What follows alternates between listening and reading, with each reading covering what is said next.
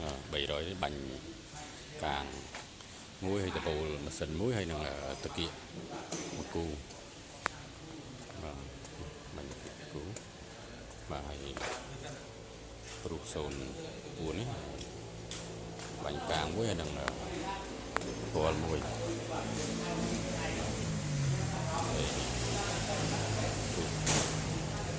នេះគឺការផ្លាស់ប្ដូរបាទស្ដាំងសាគុយ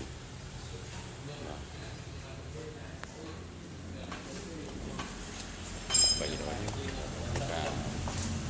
ជួសជុល407នេះគឺការផ្លាស់ប្ដូរប្រការបាទអូននេះគឺការផ្លាស់ប្ដូរលោកប៊ីន